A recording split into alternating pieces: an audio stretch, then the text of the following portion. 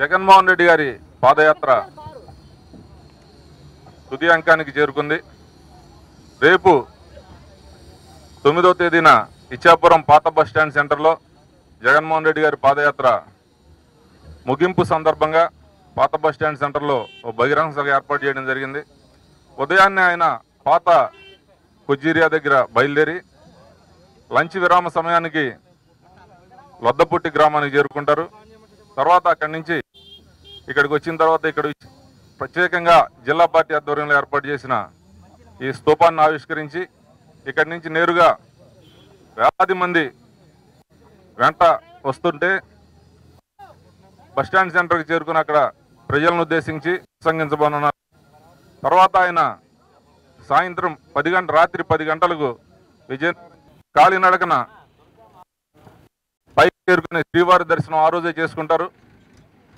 తర్వాత మేము ముఖ్యంగా చెప్పదలసింది ఏంటంటే, ఈ పాదయాత్ర ఇంత పెద్ద ఎత్తున విజయవంతం చేసిన ప్రతి ఒక్క కార్యకర్త, అదేవిధంగా సహకరించిన ప్రజానీకానికి అందరికీ కూడా హృదయపూర్వకంగా ధన్యవాదాలు తెలియజేస్తాం. మేము ముందు ఈ పాదయాత్ర ప్రారంభించే ముందే చెప్పాం, దీనికి అనేక అవకాశం ఉందని. అన్ని కూడా నిజం చేస్తూ చాలా చోట్ల అవరోధాలు సృష్టించారు. చివరికి ఇవేవి సాధ్యం కాకపోవడంతో విజయమ్మ గారు జగన్ గారు బయలుదేరేటప్పుడు ఒక సందేశం ఇచ్చారు, ప్రజల్లోకి పంపిస్తున్నాను, ప్రజలే నిలబడాలని చెప్పి ఆమె ఒక సందేశం ఇవ్వడం. అందుకనే పిల్లలంతా కూడా నిలబడి ఆయన్ని చాలా ఆప్యాయంగా హక్కును చేర్చుకుని పెద్ద ఎత్తున ప్రజలంతా పాల్గొని ఈ పాదయాత్రను విజయవంతం చేయడమే కాకుండా ఆయనకు అన్ని రకాల మద్దతు పలికినందుకు కూడా వారందరికీ హృదయపూర్వక ధన్యవాదాలు తెలియజేస్తున్నాం. కానీ ప్రజలెవరూ లేని సమయంలో ఒక కోర్టులో ఆయన మీద దాడి చేయడం, అది కేవలం మంది ఉంటారు, ఒక భద్రతా వలయంలో ఆయన మీద దాడి చేయడం జరిగింది. దీనికి కూడా జగన్మోహన్ రెడ్డి గారు చెప్పారు. మేము ఆ రోజు జగన్మోహన్ రెడ్డి గారి మీద దాడి జరిగినప్పుడు చంద్రబాబు గారు దీనికి కేంద్ర ప్రభుత్వం బాధ్యత, మాది కాదు అన్నారు. ఇప్పుడు కేంద్ర ప్రభుత్వంలో వాళ్ళ సంస్థలు దర్యాప్తు వాళ్ళకి సహకరించకుండా రాష్ట్ర ప్రభుత్వంలో వాళ్ళ ప్రమేయం అడుగుతున్నారు. అంటే దీంట్లో పూర్తి బాధ్యత చంద్రబాబు నాయుడు గారికి ఉందని చెప్పి వైఎస్ఆర్ పార్టీగా మేము భావిస్తున్నాం. లేకపోతే ఆయన తప్పకుండా ఈ దర్యాప్తుకి సహకరించేవాళ్ళు. దీంట్లో నిష్పక్షపాతంగా దర్యాప్తు జరిపి అన్ని అంశాలను కూడా బయటకు తీయాలని చెప్పి మేము విజ్ఞప్తి చేస్తున్నాం. జగన్మోహన్ రెడ్డి గారు సుదీర్ఘమైనటువంటి పాదయాత్ర చేసి ఓ తపస్సులాగా, ఓ యజ్ఞంలాగా దాదాపు 1.5 కోట్ల మంది ప్రజలతో నేరుగా వాళ్లతో కరచాలనం చేస్తూ, వాళ్లను స్పర్శిస్తూ, వాళ్ళ యొక్క బాధలు వింటూ, వాళ్ళ గాథల్ని, వాళ్ళ కన్నీళ్ళని తుడుస్తూ భరోసా కల్పిస్తూ నేనున్నానన్నటువంటి ఆశను వాళ్లకు కలిగించి ఒక గొప్ప సంకల్పంతో చేసినటువంటి సుదీర్ఘ పాదయాత్ర భవిష్యత్ తరాలకు కూడా మార్గదర్శకమయ్యే విధంగా ప్రపంచ రాజకీయాలలో ఎవరూ చేయనంతగా, ఇక భవిష్యత్తులో ఎవరూ కూడా ఇంత పెద్ద ఎత్తున చేయలేము అని అనిపించుకునే రీతిలో ఈ పాదయాత్ర జరిగింది. ఇందుకు సహకరించినటువంటి 5 కోట్ల మంది తెలుగు వాళ్ళందరికీ కూడా మేము ధన్యవాదాలు తెలుపుకుంటున్నాం. 9 సంవత్సరాలుగా జగన్మోహన్ రెడ్డి గారు రాజకీయాలలో అడుగు పెట్టినప్పటి నుంచి జగన్మోహన్ రెడ్డి గారి రాజకీయం మీద దాడి జరిగింది, ఆయన వ్యక్తిత్వం మీద దాడి జరిగింది, ఆయన మీద భౌతికంగానూ దాడి జరిగింది.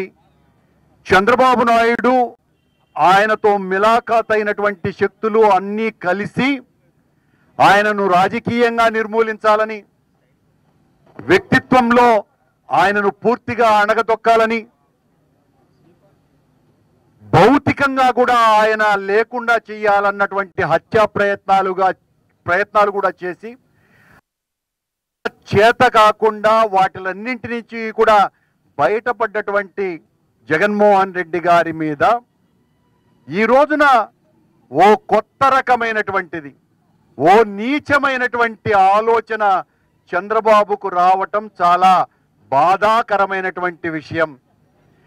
ఏ రాజకీయ నీచత్వానికైనా పాల్పడేటువంటి చంద్రబాబు నాయుడు గారు జగన్మోహన్ రెడ్డి గారి యొక్క ఈ యజ్ఞం, ఈ తపస్సు దిగ్విజయంగా సాగిందని, ఈ యాత్ర ద్వారా జగన్మోహన్ రెడ్డి ప్రజల గుండెలలో ఓ పెద్ద ఋషి పొంగవడులాగా ప్రజల యొక్క సమస్యల్ని తీర్చగలిగేటువంటి మహోన్నతమైనటువంటి మానవత్వం నిండిన విరాట్ స్వరూపునిగా మారాడు అన్నటువంటి విషయాన్ని భరించలేక చంద్రబాబు నాయుడు గారు, జగన్మోహన్ రెడ్డి గారు రేపు పాదయాత్ర ముగించి తిరుమలకు వెంకటేశ్వర స్వామి దర్శనానికి పోతున్నటువంటి స్థితిలో ఆయన కాలినడకన భగవంతుని దగ్గరికి వెళ్ళి స్వామికి నైవేద్యం, ఆయనకు ముడుపులు చెల్లించి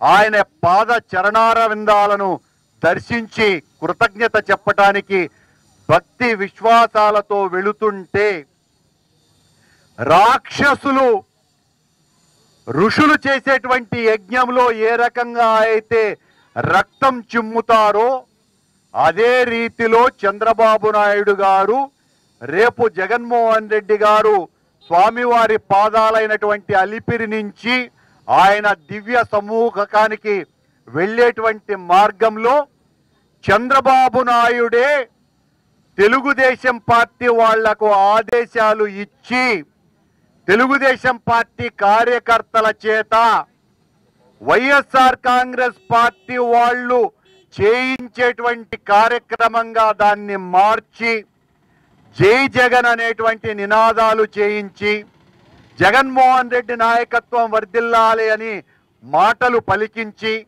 దారి పొడుగున వైఎస్ఆర్ కాంగ్రెస్ పార్టీ జెండాలు విసిరి వెంకటేశ్వర స్వామి క్షేత్రాన్ని అపవిత్రం చేసినటువంటి వైఎస్ఆర్ కాంగ్రెస్ పార్టీ అని బురద చల్లేటువంటి కార్యక్రమానికి, ఆ కుత్సిత చర్యకు కుట్ర లేవనెత్తినాడు చంద్రబాబు నాయుడు. జగన్మోహన్ రెడ్డి గారు అత్యంత భక్తి విశ్వాసాలతో దైవ దర్శనానికి వెళుతూ ఉంటే ఇది మాకు చాలా స్పష్టమైనటువంటి ఆధారాలతో వచ్చినటువంటి సమాచారం కనుక ప్రపంచంలో ఉన్నటువంటి హిందువులకందరికీ కూడా విజ్ఞప్తి చేస్తున్నాం. చంద్రబాబు యొక్క మోసాన్ని, మోసపు నైజాన్ని. చంద్రబాబు కావాలనే గతంలో జగన్మోహన్ రెడ్డి గారు దైవ దర్శనానికి వెళ్ళినప్పుడు కూడా ఇదే రకమైనటువంటి ఆరోపణలు చేయించినాడు. చేయించి ఇది దర్శనమా, ఇదేం పాడు దర్శనం అంటే భగవంతుని దర్శించినటువంటి దాన్ని కూడా ఇది కూడా ఒక దర్శనమా అని రాయించినారు. అక్కడేదో చాలా అపవిత్రమైపోయినట్టుగా పలికించినాడు.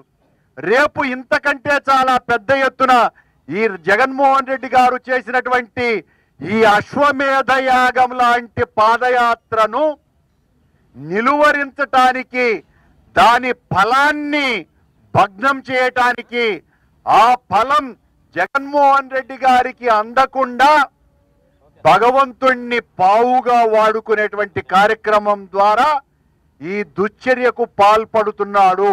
రేపు చంద్రబాబు నాయుడే తెలుగుదేశం పార్టీ అనామక కార్యకర్తలతో జై జగన్ జై జగన్ అనేటువంటి నినాదాలు చేయించి కొండను అపవిత్రం చేసేటువంటి కార్యక్రమం చేస్తున్నాడు అన్నటువంటి ఆధారాలు మాకొచ్చాయి కనుక పదే పదే ఈ విషయాన్ని మేము సభ్య సమాజానికి మీ ద్వారా ప్రజలకందరికీ తెలియజేస్తున్నాం. అప్రమత్తంగా ఉండవలసినదిగా హెచ్చరిస్తున్నాం. చంద్రబాబు నాయుడు ఎంత హీనమైనటువంటి చర్యలకు కూడా వెనుకాడడు. జగన్మోహన్ రెడ్డి గారి మీద మేమేదో అమరావతికి వ్యతిరేకమని అక్కడ ఉన్నటువంటి తోటలను తెలుగుదేశం పార్టీ వాళ్ళ చేత కాల్పించి ఇది వైసీపీ గూండాలు చేయించినారని చెప్పినాడు. తునిలో రైలు దహనాన్ని చంద్రబాబు నాయుడే దహనం చేయించి ఇది మా మీద మోపినాడు. ఇప్పటి వరకు ఆ రెండు సంఘటనల మీద ఒక్క అరెస్టు కూడా చేస్తే తెలుగుదేశం పార్టీ వాళ్ళే దొరుకుతారు. నిన్న తిత్రిత్తు విఫలమై అక్కడ వైసీపీ ఆరోపణలు చేసి ఈ రాష్ట్రంలో ఏమైనటువంటి అసాంఘిక కార్యక్రమాలు ఉద్దేశపూర్వకంగా చంద్రబాబు నాయుడే చేసి అవన్నీ కూడా జగన్మోహన్ రెడ్డి గారి మీద నెట్టేటువంటి కార్యక్రమాలు చేసినటువంటి వ్యక్తి కాదు. తన రాజకీయ జీవితంలో ప్రత్యర్థుల మీద నీచపు ఆరోపణలు అనేకమైనటువంటివి చేసినటువంటి ఘన చరిత్ర చంద్రబాబు వెంకటస్వామి చెప్పుకునేటువంటి చంద్రబాబు వెంకటేశ్వర స్వామి మీద ఏటువంటి భక్తి లేదని, వెంకటేశ్వర స్వామిని కూడా రాజకీయానికి వాడుకునేటువంటి పరమ నీచ ఎత్తుగడకు పాల్పడి రేపు జగన్మోహన్ రెడ్డి గారు ఇంత భక్తితో పాదయాత్ర ద్వారా నడుచుకుంటూ వెళ్లి దేవునికి ముడుపులు చెల్లించాలనేటువంటి ప్రయత్నంలో ఆ రాక్షసులకి మళ్ళీ రక్తం చెల్లేటువంటి కార్యక్రమాన్ని చేపడుతున్నాడు.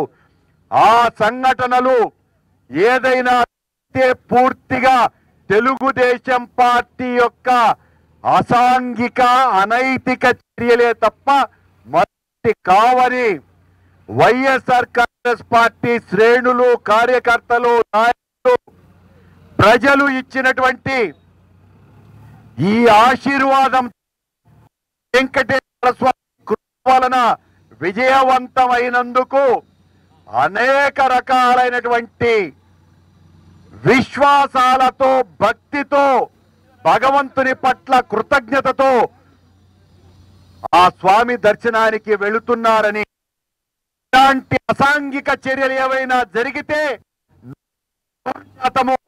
అది తెలుగుదేశం పార్టీ గూండాలు చేసినటువంటి చర్యే అనేటువంటి విషయాన్ని ముందే సభ్య సమాజానికి, హైందవ జాతికి తెలియజేస్తున్నాం. మేమందరము భక్తి విశ్వాసాలతో భగవంతుణ్ణి దర్శించుకుంటాం. రాజకీయంగా వాడుకునేటువంటి నీచపు ఆలోచన చంద్రబాబుది అన్నటువంటి విషయాన్ని మరొక్క మారు గుర్తు చేస్తున్నాను. ర్యాలీ ఉండదు, పాదయాత్రే. ఎక్కడ కూడా ఎప్పుడు జగన్మోహన్ రెడ్డి గారు భోజనం తర్వాత వేలాది మంది ఆయన అనుసరిస్తారు. పాదయాత్రగానే ఆయన అక్కడికి వెళ్తారు. ర్యాలీ అంటే అదే. వేరే రాష్ట్రాల నుంచి, దేశం నుంచి ఎవరు రారు. ఇది జగన్మోహన్ రెడ్డి గారు ఒక్కళ్ళు చాలు.